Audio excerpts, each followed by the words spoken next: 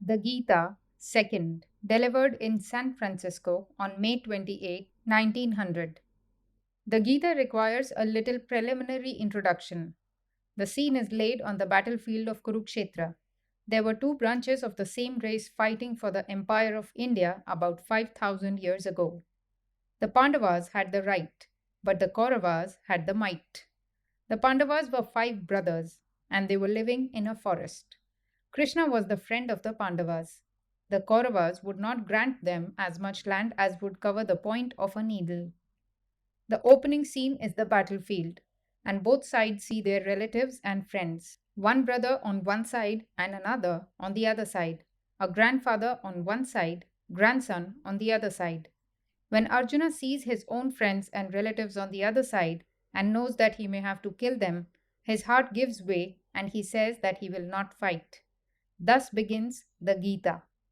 For all of us in this world, life is a continuous fight. Many a time comes when we want to interpret our weakness and cowardice as forgiveness and renunciation. There is no merit in the renunciation of a beggar. If a person who can give a blow forbears, there is merit in that. If a person who has gives up, there is merit in that.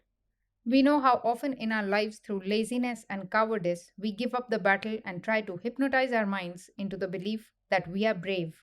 The Gita opens with this very significant verse: Arise, O Prince, give up this faint heartedness, this weakness, stand up and fight.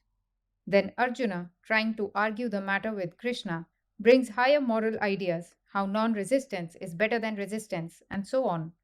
He is trying to justify himself, but he cannot fool Krishna. Krishna is the higher self, or God. He sees through the argument at once. In this case, the motive is weakness. Arjuna sees his own relatives, and he cannot strike them. There is a conflict in Arjuna's heart between his emotionalism and his duty. The nearer we are to beasts and birds, the more we are in the hells of emotion. We call it love. It is self hypnotization. We are under the control of our emotions, like animals. A cow can sacrifice its life for its young. Every animal can. What of that? It is not the blind, bird like emotion that leads to perfection. To reach the eternal consciousness, that is the goal of man.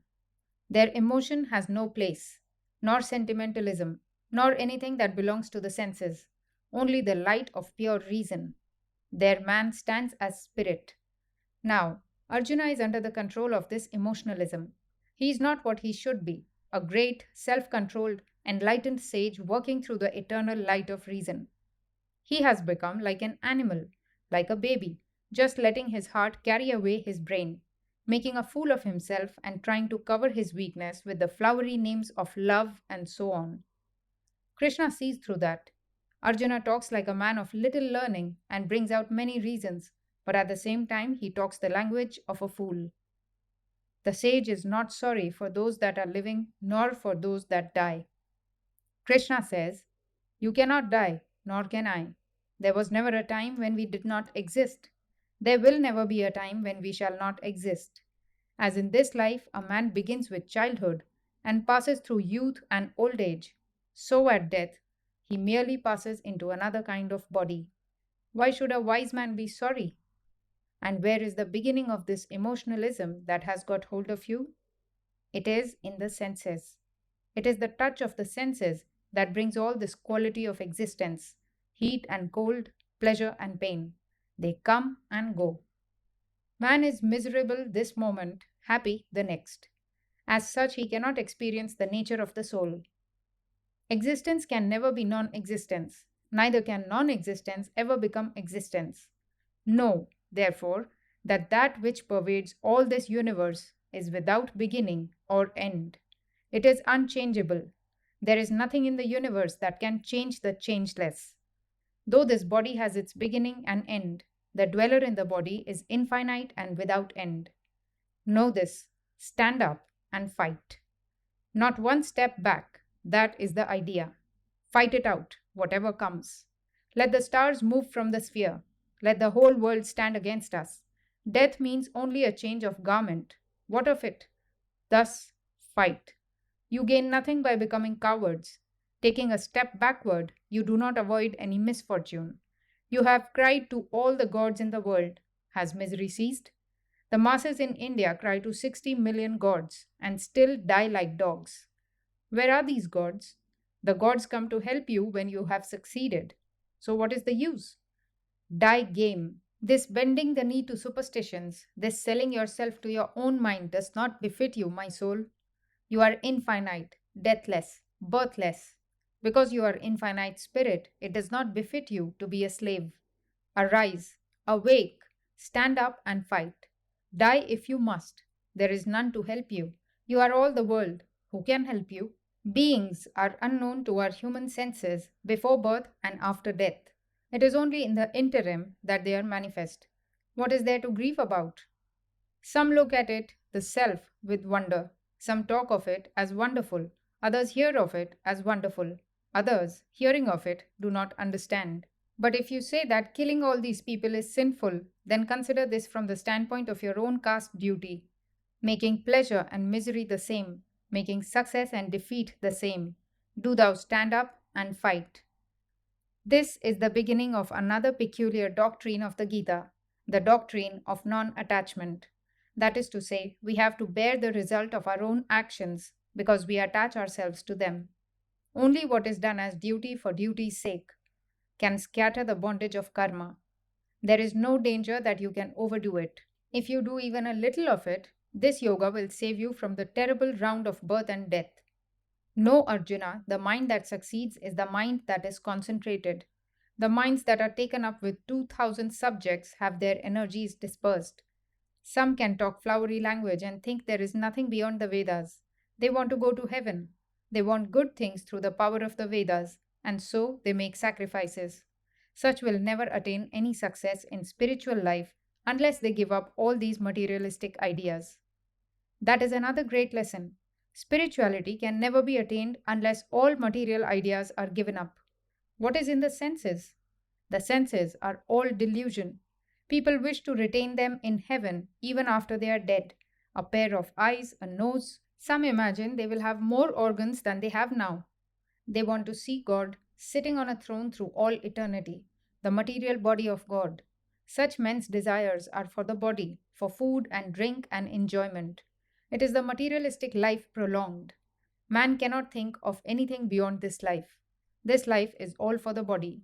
Such a man never comes to that concentration which leads to freedom. The Vedas only teach things belonging to the three gunas, to sattva, rajas, and tamas. The Vedas only teach about things in nature. People cannot think anything they do not see on earth. If they talk about heaven, they think of a king sitting on a throne, of people burning incense.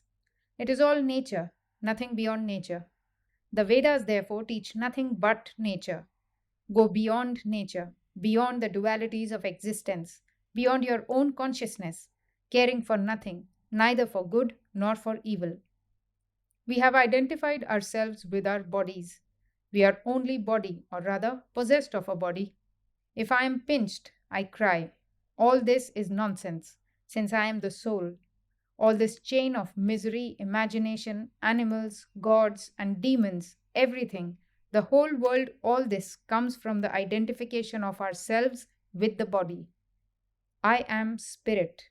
Why do I jump if you pinch me? Look at the slavery of it. Are you not ashamed?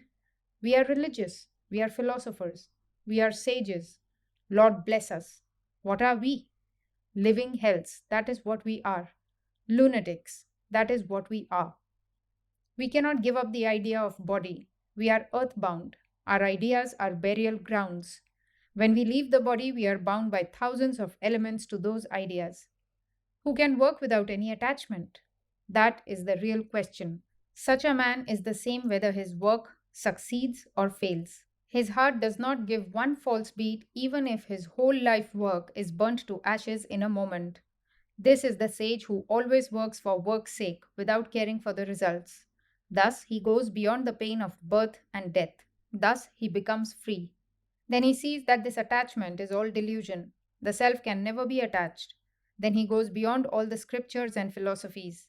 If the mind is deluded and pulled into a whirlpool by books and scriptures, what is the good of all these scriptures? One says this, another says that. What book shall you take? Stand alone, see the glory of your own soul, and see that you will have to work. Then you will become a man of firm will. Arjuna asks, who is a person of established will? Krishna answers, the man who has given up all desires, who desires nothing, not even this life, nor freedom, nor gods, nor work, nor anything. When he has become perfectly satisfied, he has no more cravings. He has seen the glory of the self and has found that the world and the gods and heaven are within his own self. Then the gods become no gods, death becomes no death, life becomes no life. Everything has changed. A man is said to be illumined if his will has become firm, if his mind is not disturbed by misery, if he does not desire any happiness, if he is free of all attachment, of all fear, of all anger. As the tortoise can draw in his legs, and if you strike him, not one foot comes out, even so the sage can draw all his sense organs inside, and nothing can force come out. Nothing can shake him, no temptation or anything. Let the universe tumble about him, it does not make one single ripple in his mind. Then comes a very important question. Sometimes people fast for days. When the worst man has fasted for 20 days, he becomes quite gentle. Fasting and torturing themselves have been practiced by people all over the world. Krishna's idea is that this is all nonsense. He says that the senses will for the moment recede from the man who tortures himself, but will emerge again with 20 times more power. What should you do? The idea is to be natural, no asceticism. Go on, work. Only mind that you are not attached. The will can never be fixed strongly in the man who has not learned and practiced the secret of non attachment. I go out and open my eyes. If something is there, I must see it. I cannot help it. The mind runs after the senses. Now the senses must give up any reaction to nature. Where it is dark night for the sense bound world, the self controlled man is awake. It is daylight for him.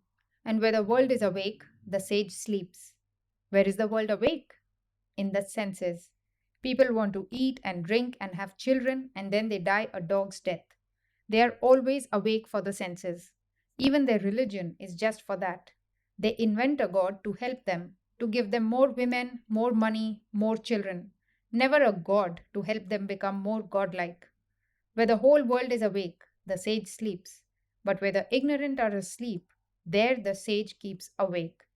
In the world of light, where man looks upon himself not as a bird, not as an animal, not as a body, but as infinite spirit, deathless, immortal. There, where the ignorant are asleep and do not have time, nor intellect, nor power to understand, there the sage is awake. That is daylight for him. As all the rivers of the world constantly pour their waters into the ocean, but the ocean's grand, majestic nature remains undisturbed and unchanged, so even though all the senses bring in sensations from nature, the ocean like heart of the sage knows no disturbance, knows no fear. Let miseries come in millions of rivers and happiness in hundreds. I am no slave to misery. I am no slave to happiness.